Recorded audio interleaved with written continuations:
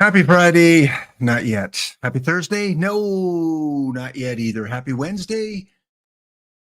Not even close. It is Monday evening. Dr. Dynastic and the OOTP crew over from an exciting extra inning games. Mr. Black gets his revenge, and the San Diego Padres win game one of their World Series over those New York Yankees. Go Padres. Way to go. Good to see them claim the victory. Welcome in, guys. Again, just going to do a little bit of OOTP before the hockey crew comes along. They'll be here at the bottom of the hour. And then I'm going to send you over to Spore. You guys can go over to Spore. And if you guys want to come back and watch Hockey Talk, you can do that. But because it won't be OOTP based, I'm going to turn off the OOTP drops when the hockey show starts. And I'll remember to turn it back for tomorrow morning. Yes, I will. Unmuted. Good to see you guys here again. D. Dempsey, G. D. Gray Bill, Boiled Egg, Fussmucker with his 12,000 days. Well, I'm not going to grow a beard until they win the next Stanley Cup. No, absolutely not. But I do want to check in a little bit on OOTP. Those of you that are still alive in you're on D. Dempsey. You're on. Next time you come on stream, if I win, you got to wear a Blue Jays hat or a Jose Bautista jersey. Hey, you want to put your money where your mouth is? Hey, come on. Let's do this. I will not forget. She's got legs. She knows how to use them. Oh, yeah. Fussmucker. Okay, let's check in on the EVCs pop up. This is a long tournament. Holy smokes. We're still not even, I think we're just about halfway through. We're now into the quarterfinals. So we're down to the final 8 teams, and put your hands together for the final 8 teams in the EVC pop-up tournament. More to come later next week. Save some spots. You know how desperate I am.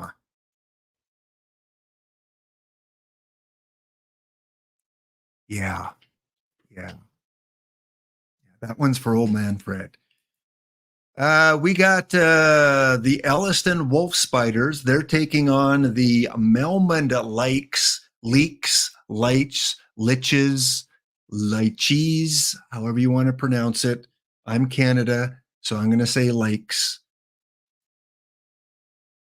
We got the B-Town Barnstormers going up against Cava Bet Iron. That's the D-Block run team based out of Germany. Light cheese. Hey, light cheese. Are you done, Spore? Because I was just about to raid to you at the bottom of the hour because I'm going to be doing hockey. Are you still on? Because I'm coming over to you if you're still on. That was the plan, right, chat? That's what I said 10 minutes ago. We've got the Yongin Dogs versus the Chandler Roadrunners. And we've got the Turbo Esseckers up against a team from Houston called the Swan Gas. Ooh. I know today is a very gassy day, but the Swangus, what the heck? Someone enlighten me. What is a Swangus? Wow. Okay, so you're not still streaming Spore? You're done? You're done? Spore, I know why Spore is here. Spore is here because and thank you for bringing over 69 people, Spore. You brought over 69 people. Wonder if one of them was Gabagoo Luigi. I don't know. But we got to give out a shout out to this young man who, by the way, there is no treasure trove tomorrow. I don't know if you heard it. I was behind the times. I was probably muted when this news came out. But breaking news, at least for me, it's breaking news. There is no treasure trove tomorrow, and I am beside myself. Literally, I'm beside myself as I'm not going to get any iron and bronze cards tomorrow.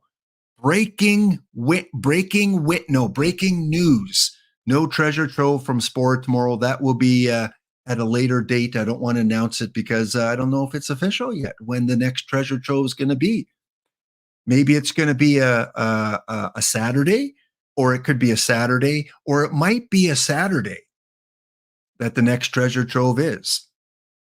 And also for this very younger man than myself who does not grow a beard, I can't imagine Spore with a beard. But if he does, maybe he should grow a beard until Detroit Tigers win a game. He'll pass me in no time. Well, breaking news in the Laptop Daily today, which there are only a couple spots left, so get entered. The Final Four, we had the Beach Blue Hornets, who are a very good team. They won the EVC roundup yesterday. They lost to the Oceania Otters. And look who we have here. We have this young fella from Texas, this young Texan removed from Michigan, who almost made the finals, lost to the Mill Basin Yankees 4-2. And Mill Basin, man, Mill Basin just like was slapping the Detroiters around. And then Spore said, oh, no, I will not have any of that. I'm going to take game 4. I'm going to take game 5. And then I'm going to stink out the joint and lose game 6. So it was almost the comeback of all comebacks. And then those Mill Basin Yankees would go on and beat the Oceania Otters in 7 games, a thrilling 7-game series.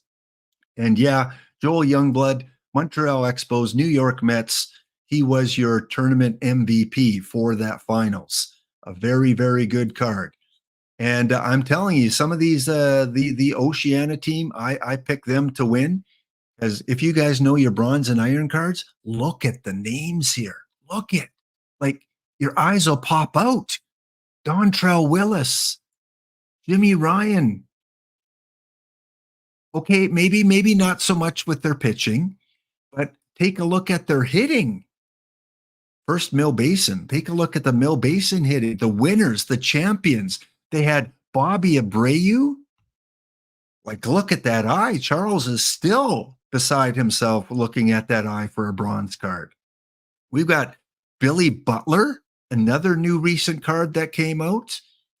We've got world champion Kevin Stalker. You can't pass up on Kevin if he's in your draft. No, don't pass up on him. We've got a guy that was hitting triple. Look at the triples he had. He had 1 triple in a 12-2 win. He was lighting it up. Look at the RBIs. Yeah, Omar Moreno was ripping it up for Mill Basin Yankees. And then we had JoJo White, a goodie but an oldie, 4 hits in the final game in a 12-2 victory. So yeah, we had some action going on there from Mill Basin. But I thought the Otters were much better. Look at this. Look at it. You tell me this isn't an all-star Otter team. This is like the San Diego Aquarium of players. We've got Nico Goodrum. We've got Bob Horner. We have Fred McGriff. We've got Joel Youngblood. We got Jose Molina, who, by the way, Jose Molina, 5 hits in 5 games for a 40-rated player. Like, there's more gray on this card than there is orange, yellow, or green. There's more gray. And he had 5 hits in his 5 games. And he was MVP of the semifinals. A 40-level card was MVP. Geez, you could put Boiled Egg at the plate, and he would hit better than a 4. Boiled Egg would be at least a 41-rated card. Holy smokes. We have defensive stalwart Greg Gagne on the Otters. They had Brock Holt, my favorite, second favorite, third favorite, or fourth favorite bronze card. I don't know. There's too many to pick from. I can't choose. So he was great for the Otters. They've got Austin Jackson. You tell me by looking at this team, this is not a final team in the Laptop Daily. I dare you to tell me that this is not a finalist team. Well, I can dare you, but they were in the finals. So they were up against the Mill Basin Yankees, who won their first Laptop Daily. Sporer comes third because he lost to the eventual champion. And then we had that other team that I cannot pronounce, and so I won't even dare try it again. The Beachport Blue Hornets. Oh, there we go. I could pronounce it. I was wrong. Yeah, those were the two teams. Mill Basin, in terms of their pitchers, who did they have? Gus Kroc. I don't think I've ever seen this card before in drafts. Was this a one-off? Spore, did you just create this card today, Gus Kroc? Like, that is a crock of you. Oh, I can't say it. Family-oriented show. But he went 3-1. Yeah, Gus Kroc went 3-1. You know who didn't go 3-1? Was Dave McNally, who went 6-1. He is no Cliff Lee. Absolutely. Cliff Lee holds a record for most wins in the Laptop Daily in one tournament. Dave McNally did not quite get there, but he went 6-1. So he still has some legs in this game. Cal Eldred, Mill Basin Yankees, said, I'm not using him as a starter. I'm going to use him as my stopper. And he had 9 saves. 9 saves, Cal Eldred. Who else do we got? We got the knuckleballer, who you can see has an 80 knuckleball and a really good pitcher, BABIP. I don't know if I've ever drafted him for this tournament, but he had 8 strikeouts in 5 games, 7 strikeouts. Only gave up a couple home runs, a couple earned runs. So it looks like a good bullpen guy. So if you can't win, just cheat and copy what other people do and draft those players. So I'm going to be looking for some of these players in the draft. So if it's not full yet, get it full. The Nasty Boys, you Nasty Boys, you've had some tough luck in some of these tournaments. Today, I saw your, I think you lost to the eventual winner, didn't you? The Nasty Boys.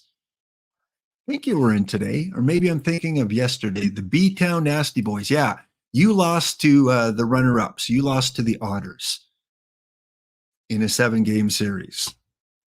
So, yeah, I mean, your team looked pretty good, too. You got Bones, you got Jaso, you got Stubbs, you had Kevin Biggio pitching-wise. You had Cal Eldred as well. But, yeah, you were lacking a few of the big guns. You didn't have a Bob Horner. You didn't have one of those big shortstops like a Kevin Stalker, Ozzie Smith, that Boston Bogarts guy.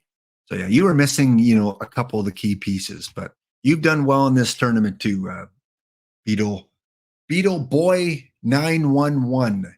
And Beetle Boy, I don't know if you recognize, but you got some packs in your account, I think, yesterday, because you were the random winner from all the top 4 finishers in January. So if you looked in your transactions and you saw 5 custom packs or 5 packs custom events, that's because you were drawn as the winner on Saturday's stream, I think it was. So you probably got those yesterday or the day before. So congratulations. All you have to do is finish in the top 4. So there we go. We have the Laptop Hound Daily, 1 spot left. 1 more lonely spot there, 63 out of 64. Let's go jump in there. Maybe you can be on the final 4, because I'm broadcasting the finals as much as I can over the course of February to give some love to these low-level players. So get involved. Let's do this. Hope to see you in the finals. All right. Well, the hockey broadcast, the hockey part of the show is going to start in a couple minutes here. So I'm going to take a break. The crew will be in, and we're here to talk hockey. Get ready to talk Capitals, San Jose Sharks, Toronto Maple Leafs, Vancouver Canucks, all that good stuff back in 2 minutes' time. About, give or take, maybe a minute and a half, maybe 2 minutes, 5 seconds. Give or take, we'll start in the show in a couple minutes.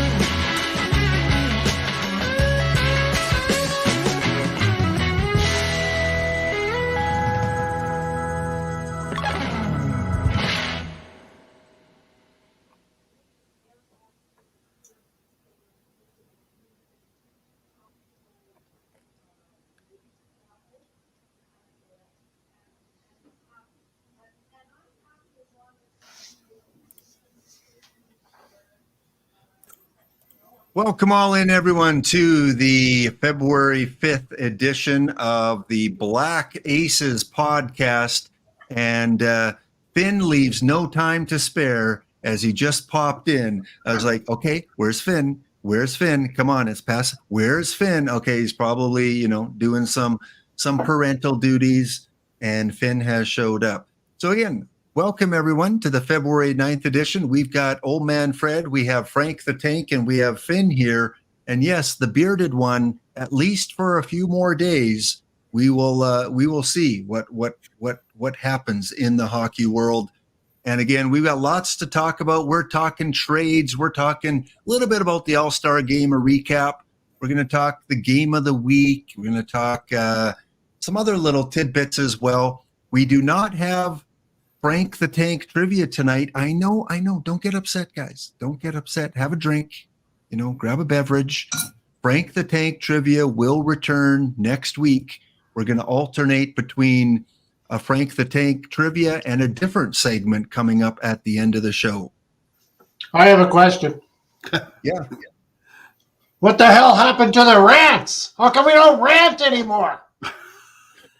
Because we'll find out in segment 2, your rants are complete horseshit.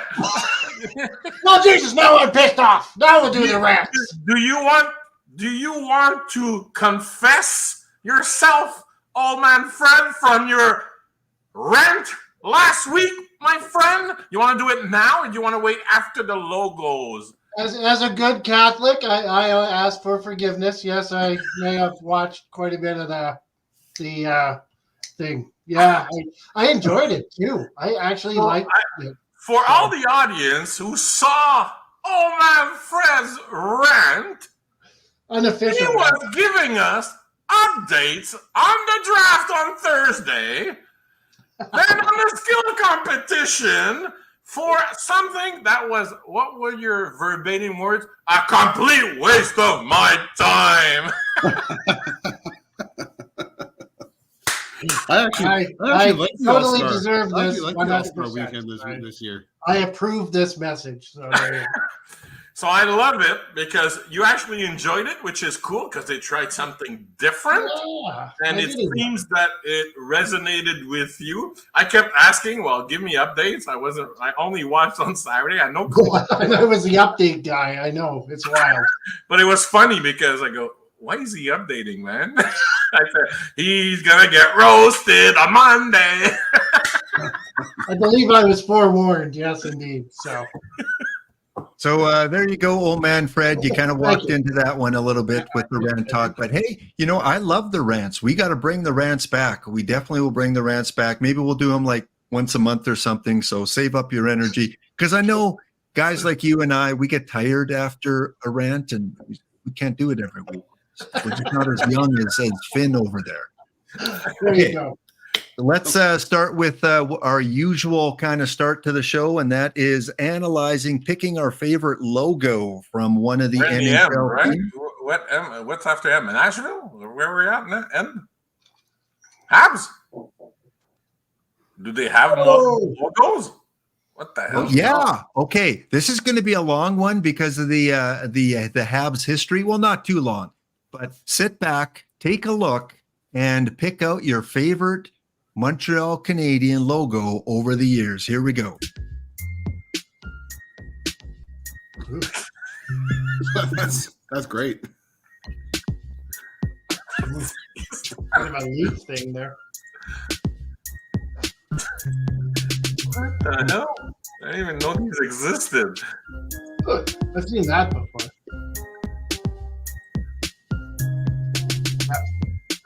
We're getting close. There you go. That's where it started. Oh, it's the depression. That's why. Jesus.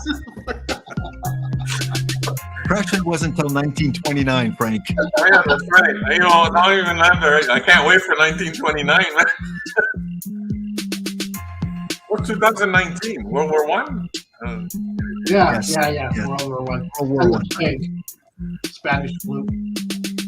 Yeah, something like that. I knew there was something big in 2019. There you 1992. go. There's a winner's one right there.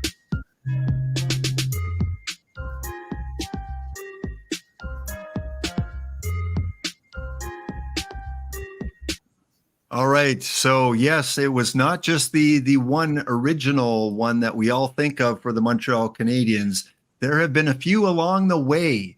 And whether you're like 1933 up to now is a little bit elongated, but it's the same thing. So that's why we all thought there was only one. We're almost at 100 years with the same logo. Yeah, pretty close. This reminds me of, needing a tow truck to come along here in 1914. It's like, call AMA or whatever that company is.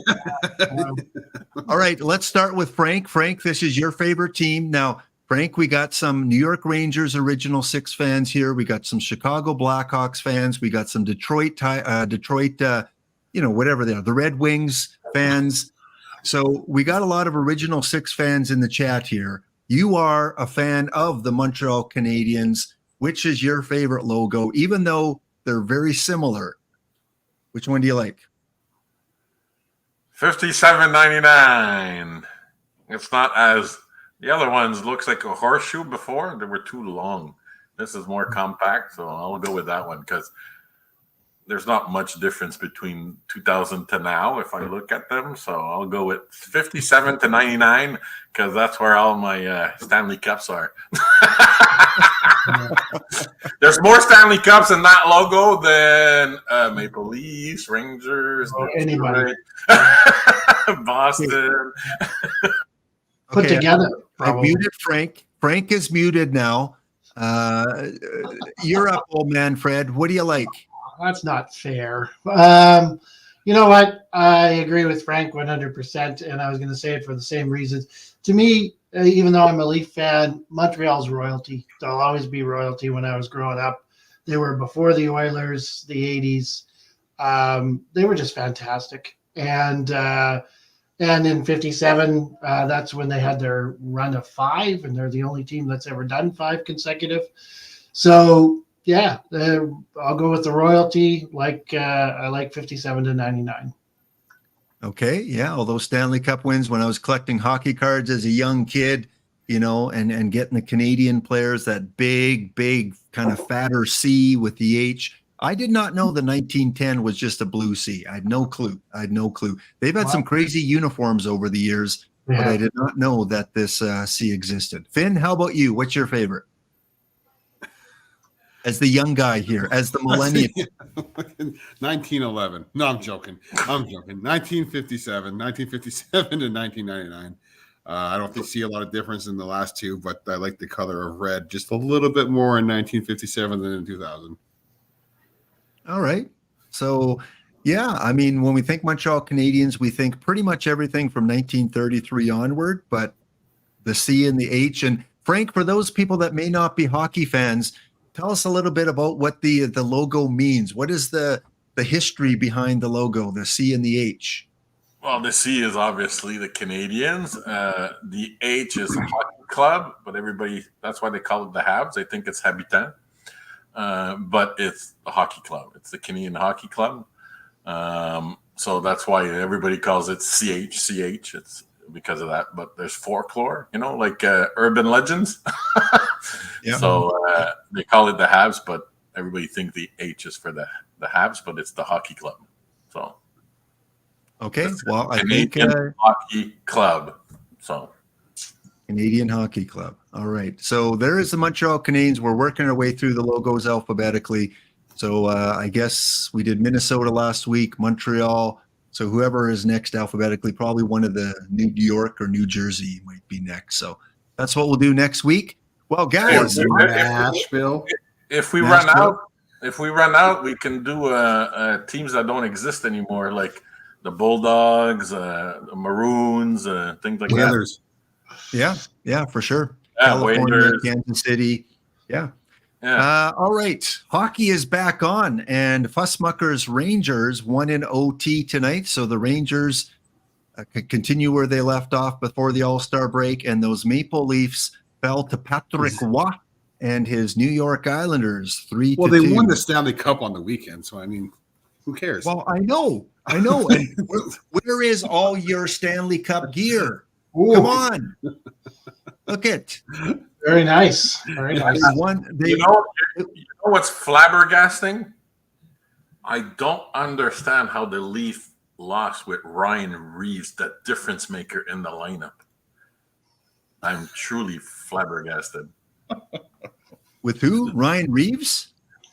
Yes. Yeah. Nice. He hadn't played, but when he signed his 3-year contract as an over 35, 250-pound paperweight. you can't do anything with his contract because it's over 35. You can send him down; it still counts. And he was saying, "I'm a difference maker."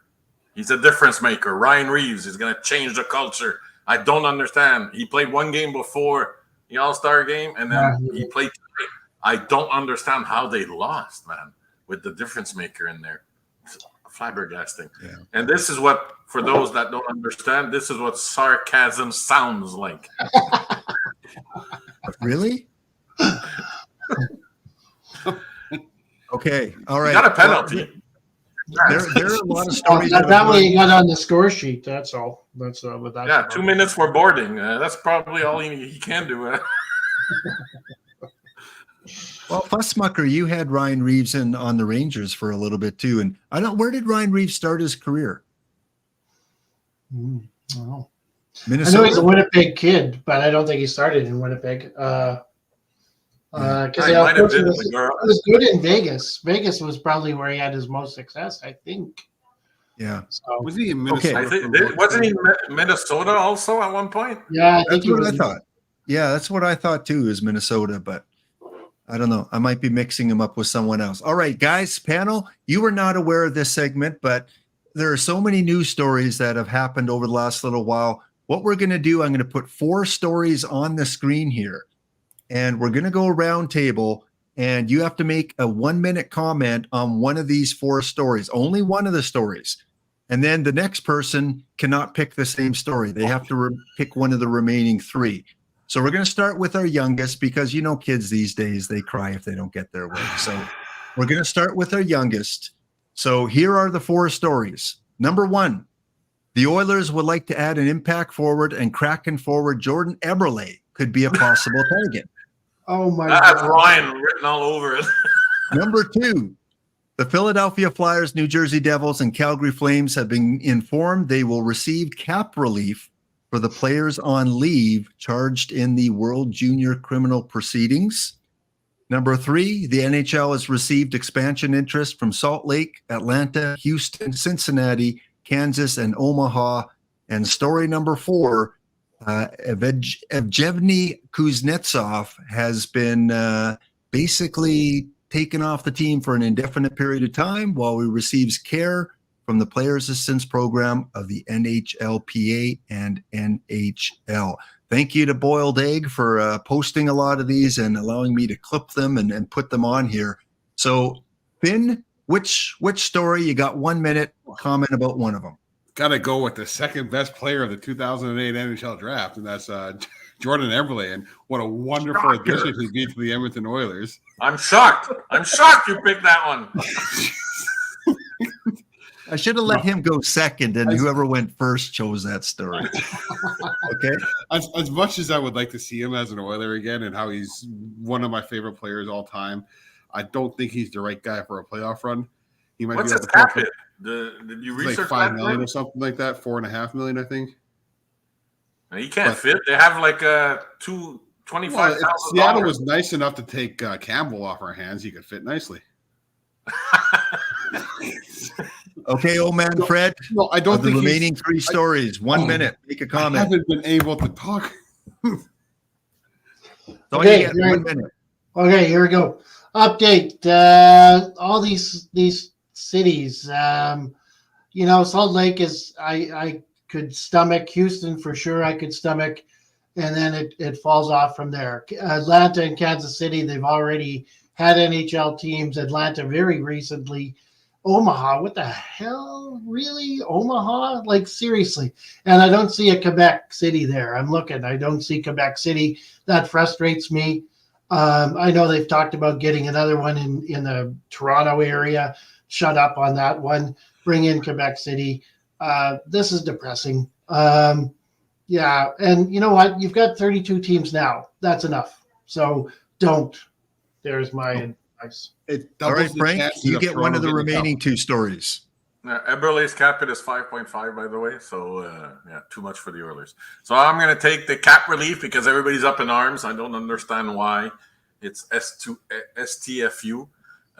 If they get convicted, their contracts get canceled and their cap hit is removed anyways. So why would the teams have to pay for the trial? It makes no sense. This was done before they were NHL players, so it just makes sense. A lot of them have contracts that's finished at the end of the year, so it just makes sense that these teams would not be penalized for the transgression of their players. So I fully understand why they were given cap relief. I think everybody is contracts are up at the end of the year. I don't think there's any contracts that go past this year for any of them.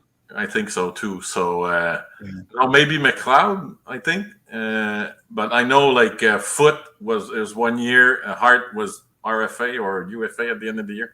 So it doesn't matter. This trial is going to be a year and a half before we get a conviction. So even if the contract was for the next 3 years, they should get cap relief because if there's a conviction, the contract is canceled. So I don't get it why you would penalize these three teams. Okay, good stuff. I like it. All right. Well, I told the panel that we had to go through the roundtable and ask all of them to give a positive and a negative about the recent All-Star game. So before you make your comments, just a little bit of an update. The players were drafted onto their teams. They had celebrity captains, and then they played 2 games. Team McDavid won game 1 over yellow Team McKinnon, and then Team Red Hughes, they lost by 1 goal to Team Matthews Blue. So that means McDavid versus Matthews in the final, and it was a 7-4 victory for Team Matthews. So again, wearing the Stanley Cup gear today with the Maple Leafs. Team Blue. Team Blue. So Blue. Team Blue defeated Team White in the all Maple Leaf final here, color-wise. So we hate to admit this. The panel hates to admit this. But Frank, let's say it together, panel. Frank, you were right. Thanks, Ryan. Thanks, buddy. It ain't happening. Frank, you were right. You picked Team Blue. I can't pick NHL games, but at least I can pick this useless, boring. But if I would have known Matthews was captain because the information was already out there, I would never have picked Team Blue. But I will say that I'll do mine right away. The positive thing is Team McDavid actually scored 2 goals, I think, with the goalie pulled, and then they won in overtime. Like, who pulls the goalie in the All-Star game? I've never seen that before. They went to OT. It's like, what? And you could see nobody knew what do we do with OT in the All-Star game? Nobody knew what was happening. Is there a shootout? Like, what do we do? It was crazy. But they were losing by 2 goals. They actually scored, pulling their goalie. So that's positive 1. I have actually 2 positives. The last game, these guys were trying hard, man. They were skating hard. They weren't playing defense, but at least they were trying hard for the last game. It was nice to see because you could see the competitive juices. When Matthew scored off the face-off, like he was pissed. He got scored on, so he went and he scored a goal with 5 seconds. But then on the other face-off, the other team scored and people say, "Well, somebody's gonna have to win and keep the face-off to stop goals." And the negative is always no defense, no back checking. It was as usual, but that's the same as it's like NFL is the worst because it's a flag football game. They should put flags on the players instead of pretending they're going to hit. So that's my 2 positives, and my negative is the team. Old man Fred, what's your positive and negative take out of the All-Star game? You know what? I'm going to follow Frank and give 2 positives. The first positive is going to be the skills event. I thought it was really good. I even tweeted out a positive message about Edmonton, and Frank's like, "What's this about?" And I had to explain it because I thought everybody in the world was watching this. So needless to say, yeah, I really enjoyed it. I thought that was great. I was glad McDavid won. I always think he's the best. So there you go. Hey, can I ask you a question since you were watching? Because my Twitter blew up with Kucherov. I didn't know what the hell was going on. That's going to be my negative. So hang on. I'm going to hold on to that. So the other positive I had is the games themselves. I agree with Frank. Pulling a goalie in an all-star game is just like mind-blowing. Fantastic stuff. And I really cared. I liked the 2 10-minute periods. I thought that was quick enough. I wasn't draggy. And to see Draisaitl, McDavid, and Pasternak on the line, that's pretty cool. Wouldn't that be lovely?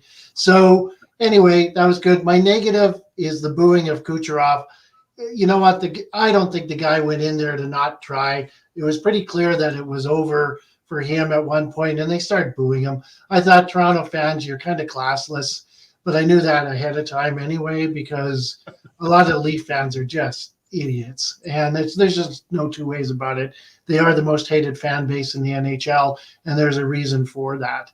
The guy played well, and I think he tried in his, thank you. Yeah, I have a comment.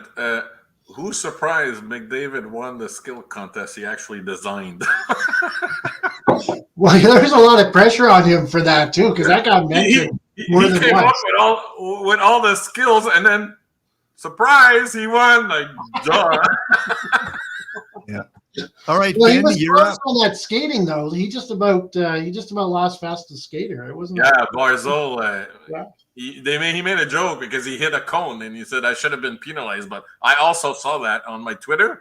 Like, why do they not penalize him? He hit a cone, but I saw it. It's his stick that was behind him that actually hit him. But he made the joke to Barzal saying I should get knocked down, like deducted a couple of whatever for the cone because he knew he hit the cone. But anyways, I digress. There you go. All right, Finn. My positive, is taking the All-Stars skills competition seriously. I didn't like the last couple of years where they took skills off the ice and put them in the Vegas pond or whatever and put them on the beach in Florida and all that nonsense. And I think the NHL heard it a lot from the fans about how much of a joke it was turning into. So keeping it all on the ice and the players were tired after going out there and doing some stuff. So they were trying hard. Like they were wanting that $1 million prize. So I want to say that's my positive is having a skills competition that the players are actually trying for. And my one negative is the draft the day before. They had some celebrities out there helping the players pick and all that stuff. And I saw a little bit of it, but they're trying too hard to be funny. And there's not many NHL superstars out there that are funny. If you want a funny, you got to go to like the tough guys and stuff like that. They're the funny guys. So they were trying to make the players different than what they were. So I don't know. Like the draft is kind of ridiculous. You could just send out an email and have yourself a draft of superstars. John Scott is a funny dude, like you say, like the tough guy, not the dry superstar that are programmed to answer the clips, robots, blah blah blah. But they should have let the celebrities pick the whole draft, not the players. That would have been cool. It's like a fantasy draft, for celebrities. That would have been cool. No input from the players. I just thought it was awkward. There's that one guy out there trying to make jokes all the time and looking back at McDavid and Draisaitl, and they're just kind of like, haha, funny. It was just awkward. Okay, well, we got all of our jerseys being shipped in the mail. I'm sure they'll arrive soon, and we can display them on screen in a couple of weeks. All right. Well, let's before we get to kind of our main story here, again, just a quick little update where we are in the standings going into tonight. Vancouver, Boston, number 1. We talked about this last week. Colorado, Florida, Dallas. I guess the big news is, Edmonton, will they tie the all-time win streak? They have a chance to do that tomorrow night. in Las Vegas. And if they do tie it, then they go into Anaheim where they have a chance to break it. So that's kind of the big story to watch right now. But of course, over the last week, we've had trades, panel. Can you believe it? In hockey, trades. I know, Finn, you are so looking forward to that Calgary Flame jersey. So I'm wondering, is this a step in the right direction for you to wear a jersey? Gross. You start. What do you think of the No, trade? I'm not wearing a jersey. This is Calgary selling off their unrestricted free agents. They're finally packing it in, and I think turning into a bit of sellers here and doing a little bit of a reset, which is nice to see as a guy who called them missing the playoffs this year. So I think it was a good trade for both sides. Calgary gets a lot of prospects and a couple picks. Kuzmenko could still turn out to be something good. He was great last year. Don't know. He might turn a corner.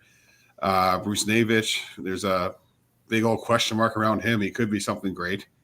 Never know. And then first round pick, depending on how your scouts are, fourth round pick, you might get something. So I think it was good for Calgary, and I think it was good for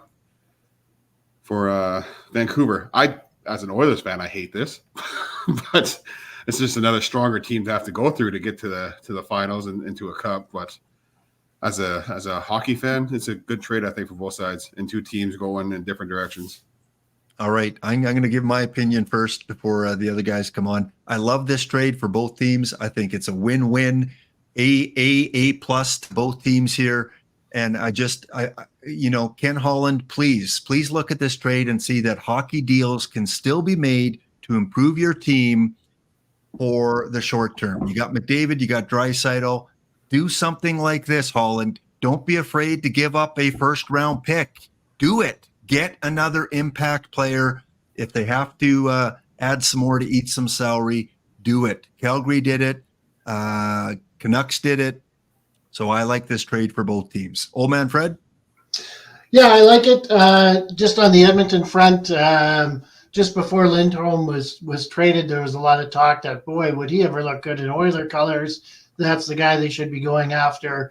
And, boom, then suddenly it was done and the Canucks had him. So, of course, it's a great trade. I think it's good for Calgary as well. I'm hearing, certainly Kuzmenko is kind of the name that's known. But these other two, and of course, we don't know what the first round pick and the conditional is yet. But well done, Calgary, and good for Vancouver. I don't hate Vancouver, although I'll pick the Oilers always first. But good on Vancouver. So, Frank, do you know much about that prospect Hunter? Yep, third round pick last year, breakout season this year. He's third leading scorer in the OHL. But he was picked in the third round. Skating is an issue. So in the new NHL, it could be a barrier for him to be a good pro. So we'll see. There's been plenty of defensemen that exploded in juniors, but didn't have a good pro career. So we'll see. He's a lottery ticket. So Vancouver overpaid. But they're still winners. It's weird to say. Kuzmenko, stop it. He shot 27% last year, 149 shot on goals, 39 goals. He's got salary through next year. So he was the salary dump because Vancouver is like Edmonton. They have no money. So he was the money that went out to allow them to acquire Elias. So Yoni Yurmo, forget him. He's never going to play North America. He's not even doing well in Europe. So the key here is the first round pick, and the conditional becomes a third if they get to the conference finals. So that becomes a third round pick. So it's basically lottery ticket with Hunter, lottery ticket with the first and the third rounder, more chances of winning with the first. And Kuzmenko is playing with Huberdeau. He shot 27%. Huberdeau's a passer. He can put in the net. So if he does well short term, they might flip him again. But worst case, they'll flip him for picks next year if it clicks. So he's another lottery ticket that they might flip. So again, great trade for the Flames. We'll see in 5, 6, 7 years if they squandered their lottery tickets. And great trade for the Canucks. Lindholm will probably not re-sign because of cap constraints in Vancouver. But miscast as a number 1 center in Calgary. Is he a number 2 center in Vancouver? Well, they're putting him with Elias, which is he's the best player to start. Who knows if there's going to be chemistry? But let's say he's the second line center.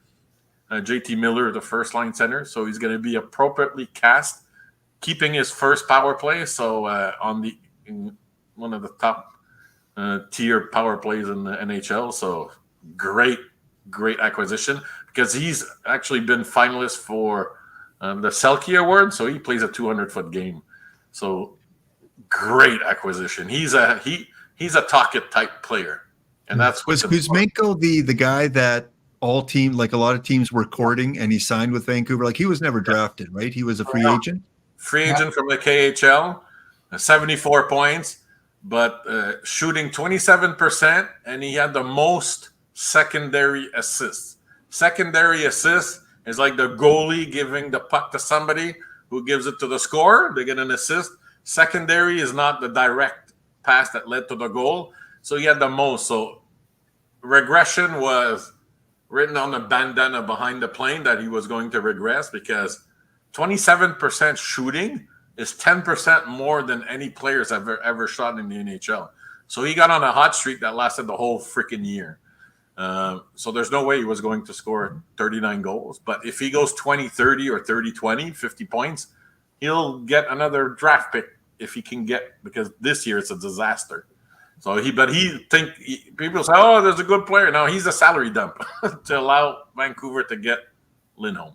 Well, and he was having trouble with Tocchet too, right? Like he was healthy scratch a couple of times this year as well. Yeah.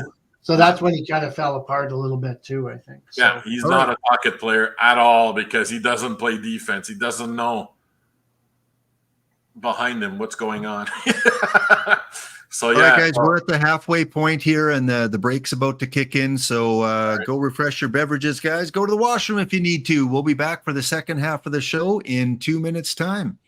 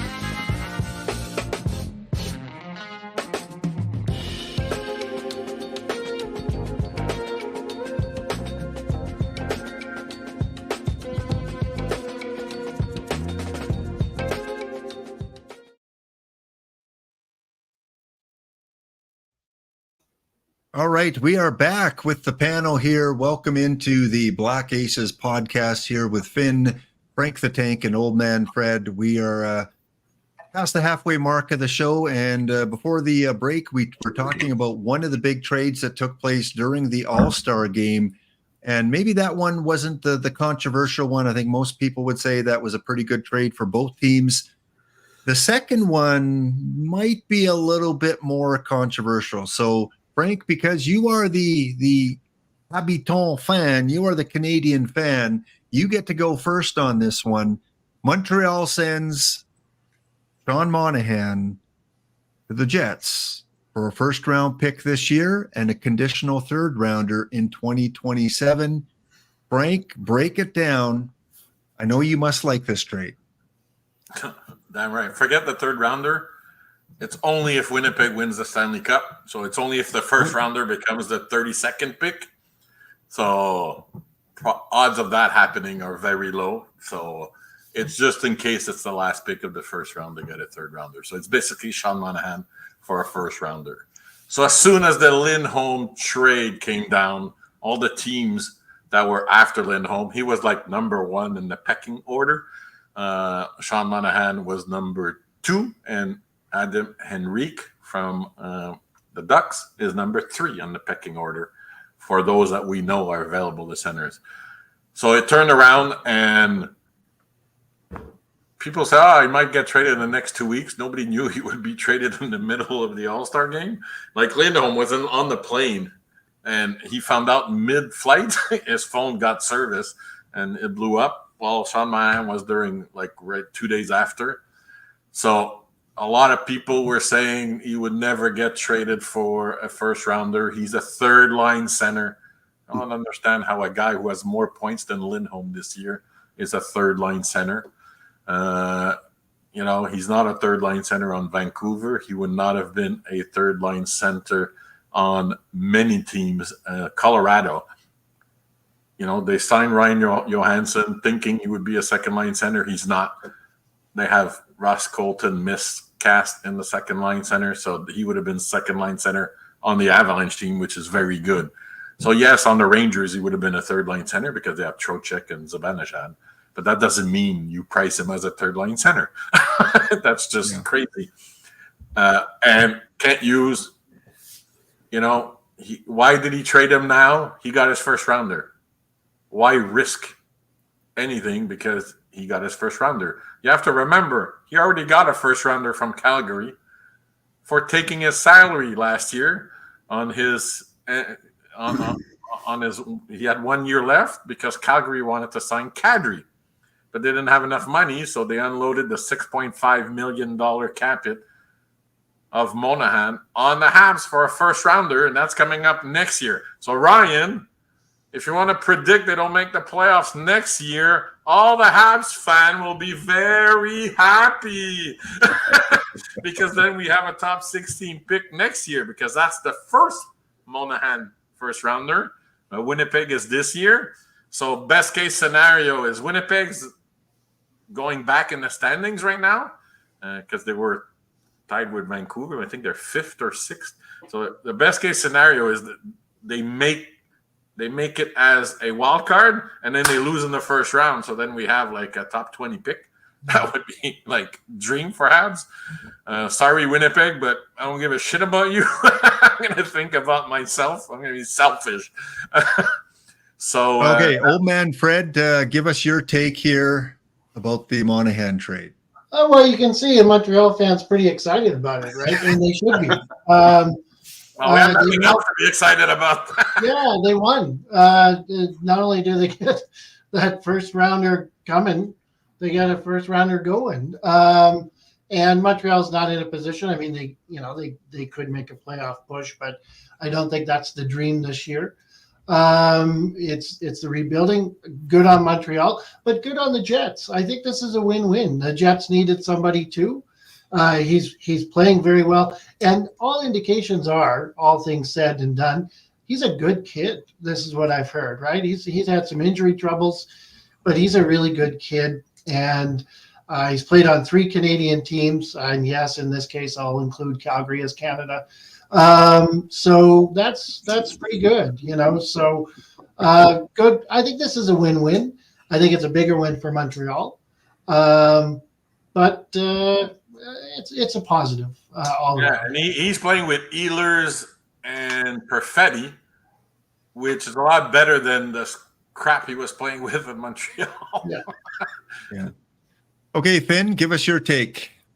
Yeah, when I hear Monahan for a first-round pick, I kind of go, "Oh shit, that's a little bit of an overpay." But I don't know if he has more points than Lindholm. I don't know. I never really compared the two, but I think Fussmucker touched on it a little earlier. But I think Montreal capitalized on the panic around Lindholm dropping off the board. So, in normal circumstance, would Montreal have gotten a first pick for him? I don't think so. But why would you say no? So, By the way, Andrew Kopp was traded for a first, a third, and a fourth. yeah. There's no way how Andrew Kopp has never even come close to 84 points in his career. Wow, how about Ginot, right? Ginot from going to Nashville. What did it cost Nashville? Couple first rounders? 1, 2, 3, 4, 5. No, first round, a second round, a third round, a fourth round, and a fifth round pick. I don't know. I guess draft picks are just freaking like candy on Halloween. Just throw them around.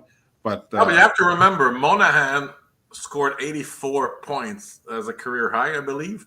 But when? How long ago was that? That was when he played with Kachuk and Gaudreau. Or maybe just Gaudreau. Maybe Kachuk wasn't there yet. But yeah, it's been a while, but it's still his career high. Lindholm's career high is 82. But he's been more consistent. Monahan had injuries, unfortunately, and hips don't lie, as the songs say. So, I think Montreal came ahead in this trade. But Winnipeg, remember, they had Lowry playing second line minutes, and he's a third liner, and they didn't have a second line center. So, like Colorado's probably pissed right now. What about Boston? Of all the teams that need line centers, Boston is weird. It's like they keep winning, so I don't think they give a crap. They go, "Wow, it's like a team like Detroit winning Stanley Cups without a goalie." I think Boston at this point said, "Fuck, we have Pasternak and McAvoy and 2 number 1 goalies. We don't need a center. Let's go." Because Poitras, Coyle, and Zaka. Like, really? Those are going to be the Stanley Cup winning C's? Yeah. I don't get it. So maybe they get Henrique, or maybe they just say, no, the team concept is good enough for us. I don't know. It's something in the culture in Boston. We've talked about it before. I don't know what they're drinking in their water, but they're not supposed to be this good. Yeah. Okay, so there you go. A couple trades during the All-Star break. As a hockey fan, I always love when trades take place. The trade deadline. Do any of you guys know the exact date when the trade deadline is? Usually the March end of February. 8th. That's March when 8th. James Duthie is going to be depressed because, there's these 2 trades. Henrique is not going to last because now he's the number 3 option. Everybody's going to panic too. Somebody made a joke on Twitter. It goes, at first, I didn't know if Henrique would fetch a second. He goes, now I don't know if 4 first rounders and Marner is going to be enough for Henrique. With the Lindholm and the Monahan trade. So, but James Duthie, he for those who don't know, the TSN trade deadline, he's the host, and when all the trades happen before, they go online and they go on air and they go, well, we have nothing to talk about. So I think it's going to be the same thing this year, because if you look at the standings, there's so many teams that haven't given up yet. And they say, no, we're still going to try to make it. We're still going to try to make it. Like in the West, there's 3 teams that are done for. But in the East, man, it's like a lot of people, like the Habs they decided to trade Monahan because right before the deadline, they fell 10 points away from the playoffs. So they said, all right. But Kent Hughes was always going to say, okay, forget about it. But man, like, I don't know. It's a lot of these teams, like Jenner, his cap it is 3.5 mil. Talk about a player that the Oilers should get. You know, he's got brawn. You know, he was at the All-Star game, but he plays a two-way game. He's tough, physical, a grinder who can contribute. You know, he's like a better version of Bukestad from your acquisition from last year. And he's at 3.5 million even next year. The Oilers should be throwing everything at Columbus to get a leader because he's the captain on top of it. So he's a leader. That's the missing ingredient in my head for Edmonton.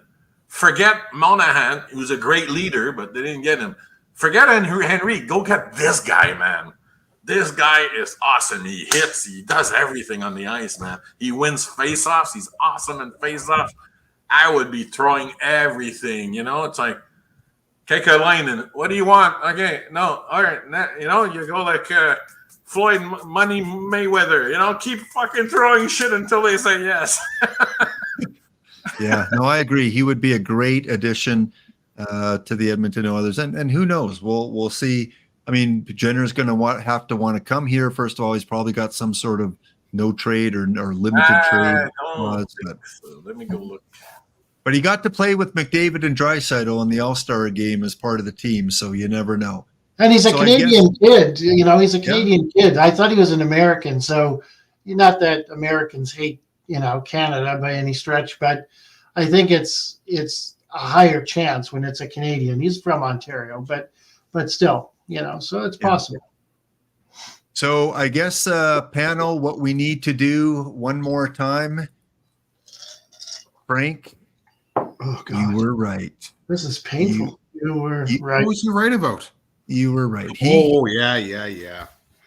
He said Monahan would get a first rounder, motherfucker. There you go, Ryan. All right. By the way, Jenner's cap hit is 2 more years after this one, and it's a modified no trade clause. But all you have to do is, you want to play with McDavid and Draisaitl? Oh, okay. So and it's 3.75, so that's manageable for the Oilers. Like get anybody to take Campbell's contract, whatever. Just start throwing to get Jenner. Jenner is the missing piece to me on the forwards, you know? Yeah, I agree. That's good. Okay, time to move on to our pundit picks. And before we make our we go over last week's pick, I want everyone in the chat, everyone watching that may have missed our episode last week, I want you to watch our predictions. It was the Ottawa-Detroit game before the All-Star game. So let's take a look who everyone predicted here. Uh-oh. I'm going to go 4-1 Detroit. 4-1 Detroit for old man Fred. Okay, Frank, before you copy our picks, pour yourself within 7 of boiled egg here. Come on. 3-2 Ottawa. Overtime for maybe 3 extra points. 3-2 Ottawa in OT. Finn, give us the real answer. Oh, yeah. You didn't want to go with the heavyweights of San Jose versus Anaheim? That's the Macklin game. All right, so you saw the predictions there.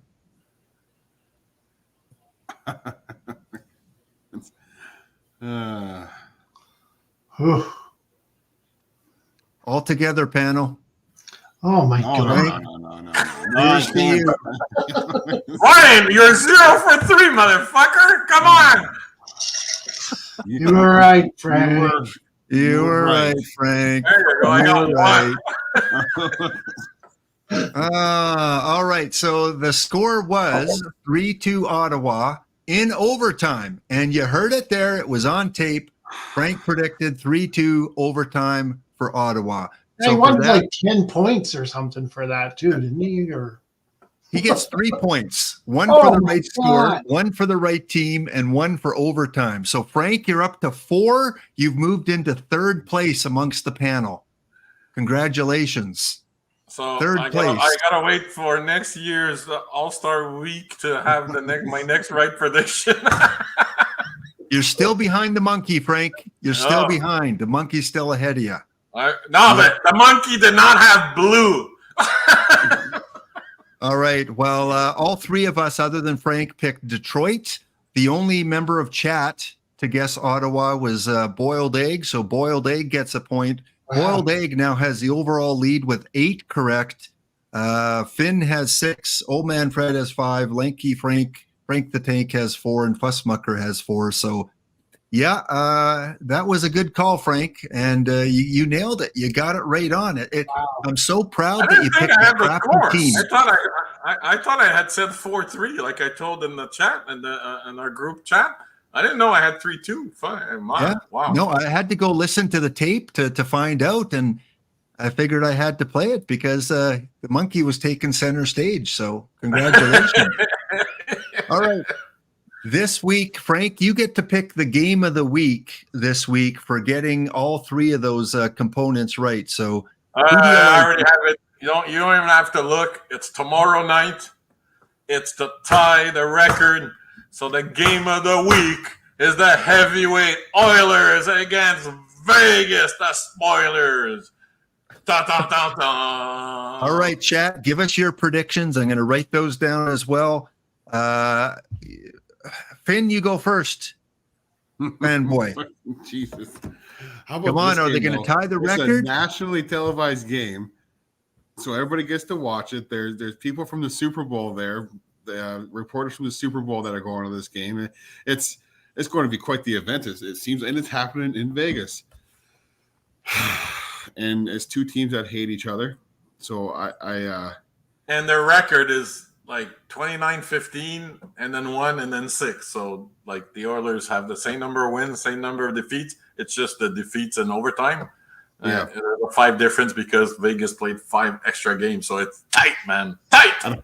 I've got a bad feeling about this game. The Oilers typically don't do well after a break, but that being said, I am an Oilers fan, and I do hope that they go to 19 games like I kind of thought they would. So I'm going to go with Oilers over Vegas. 5-3 with an empty netter. Okay, you don't get an extra point for the empty netter. That's but fine. we'll I just give want you to 5-3. emphasize that I think it'll be close, and the only spread is going to be from the empty net. Okay, well, I'm going to go next because if everyone goes Oil, Frank's going to go Vegas. So I'm going to go Vegas. I think on the home turf. I'm going to go 5-2 for Vegas. Old Man Fred. 4-2 Oilers, empty net as well. And I know I don't get the extra point, but I agree with Finn. This is going to be tight, and the Oilers are going to get an empty netter. 4-2. Okay, Frank.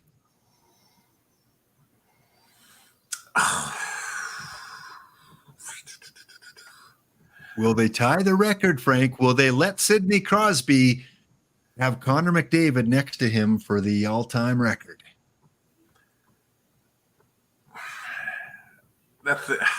It's tough, man. Ugh. The law of Vegas is going to lose this game. Vegas is the entertainment capital of the world. They know what's at stake.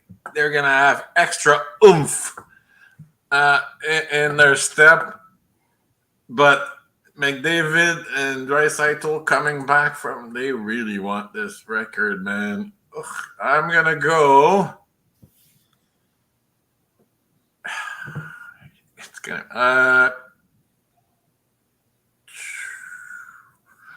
4-3 Vegas and the ultimate cliffhanger in OT again.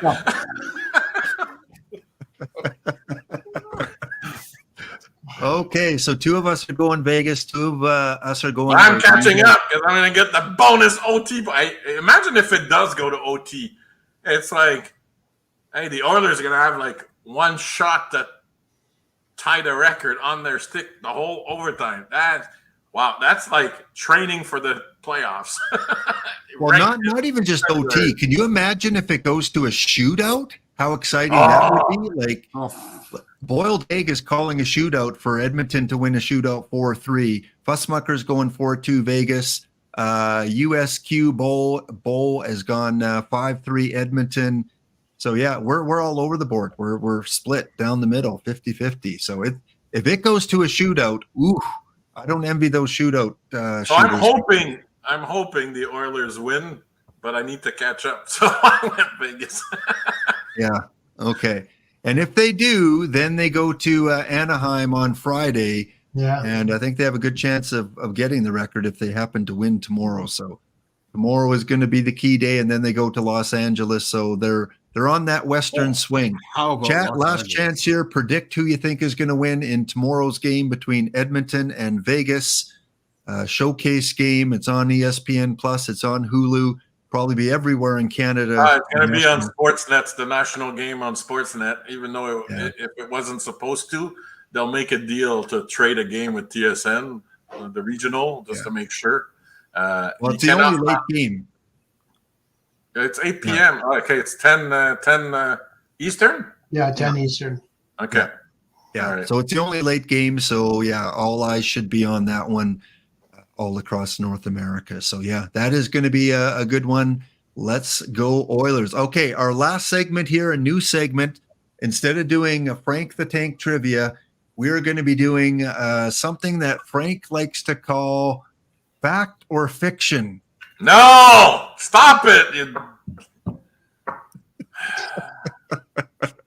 doing it on purpose. We've got the Frank Own It News, real or fake. Frank is going to give us 5 situations, and the panel, we get like 30 seconds. Don't need to expand on it. Just kind of like one quick hit on answer. Why it's real or why it's fake.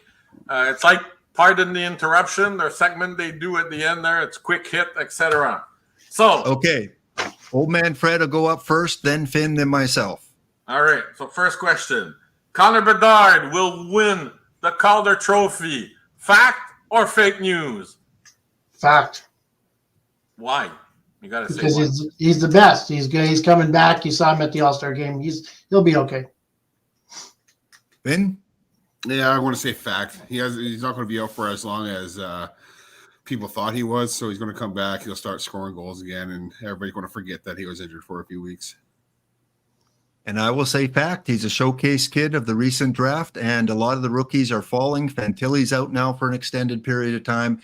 So I just don't think there's anyone that can catch him. Yeah. Cool.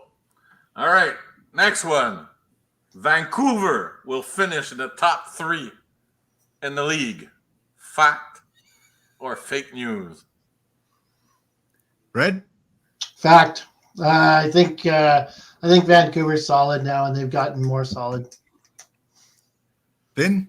Fact. They keep on stealing the players from Calgary. They seem to have a little pipeline set up between the two teams. So, who's to say they're not going to get some more players out of them? So they still have cap room to get it to happen. So I'm going to go with fact. And also, I had him as a surprise top 4 to begin the season. So yeah, you've never said that before. No, but in the league, top 3 in the league. I remember that. Yeah, I still think it's going to happen. Okay, I'm going fake news on this one. Vancouver is going to fall. I know we've said that for the first half of the season, but Florida, Dallas, maybe even the Rangers, maybe even Edmonton are going to creep up there. But yeah, it's fake news. Vancouver's not going to finish top 3. All right. I thought that would be more tough than Ryan and Old Man Fred made it look good. All right, next one. Connor McDavid will win our Ross Trophy this year. Oh, that's going to be tough. Fact or fake news? Old man Fred. Fake news on that one. I don't think he's focused on another trophy, and I think that's a good thing overall. So no, I don't think he's going to win the Hart. Finn? He's at a 25-1 betting odds right now to win the Art Ross. And the argument that I heard as to why you should put some money on him is because he is 6 or 7 games behind the leading scorers in the NHL right now. So you're going to make all that up, and he's not a guy that hasn't gone on a 20-point in 7-game pace before. So it's not unheard of. So I'm going to go with possibly fact. Oh, It can happen. All right, going all in there. I like it. All right, I'm going fake news. I don't think it's going to happen. I think the new coach has Connor focused a little bit more on defense, not as much on offense. I don't think Connor, I don't think that's his ultimate goal, as old man Fred said. And he's just too far behind right now. And McKinnon and Kucherov, I think, are going to keep scoring at a decent pace. I think he'll get close, maybe within 10 points. But as of right now, it's fake news. All right. Next one for defensemen. I don't know if you have the filter just for defensemen. If not, Quinn Hughes is at 62. Cale Makar is at 58. So Cale Makar will be the best scoring D this year. Fact or fake news? Overall points, you mean? Overall points? Yes. He's 4 points behind Quinn Hughes right now. I'm going to go fact. I think he's going to come up, and I think Colorado's going to win the Central as well. So, and he's going to be a big part of that. So there you go. He got a point tonight, so he's 3 points behind officially. Yeah. Live updates right now. Be the man. Be the man. I'm going to go with fact, using the same thought process that I have with McDavid, and that he has 4 games in hand on Quinn Hughes, and he's another guy that could pile up the points in 4 games pretty easily. So, yeah, I'm going to go with fact from Makar first and overall.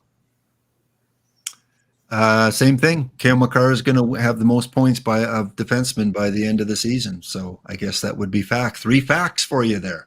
All right. Last one.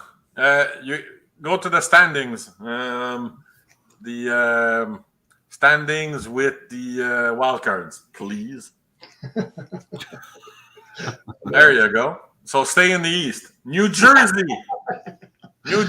will make the playoffs. Fact or fake news? They are 5 points behind the third place in the Met and 7 points behind the wild card. Before we answer, Frank, who are they 5 points behind?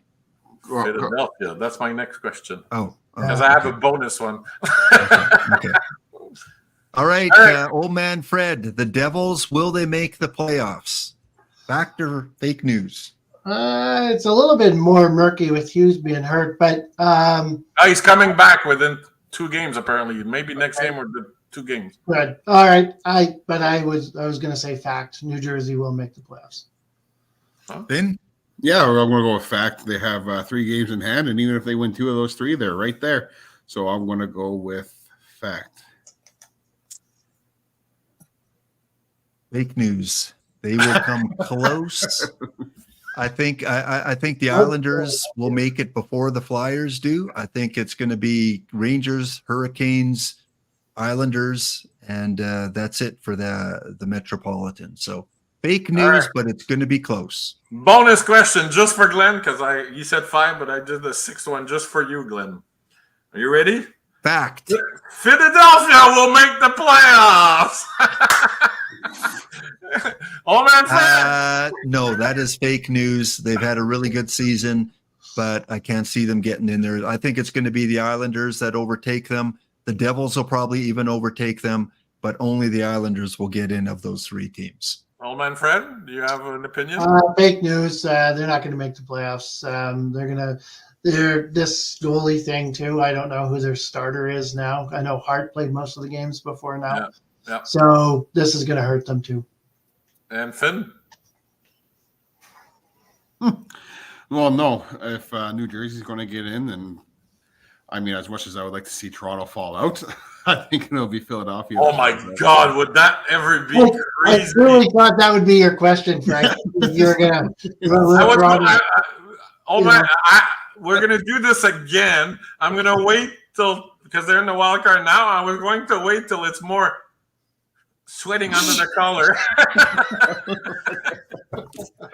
All right. Well, again, we're going to rotate the trivia and the fact or fake news and the rants. We'll rotate those and do one each week. Next week, we'll be back with the trivia, and then we'll do the rant after that, and then this segment again. So I think it's good to change it up a little bit. So thank you, Frank, by for the way, coming I up. just want to say, for all your fact, for me, I think Quinn Hughes, because of Lindholm, the power play is going to get even better than it was with Lindholm on it.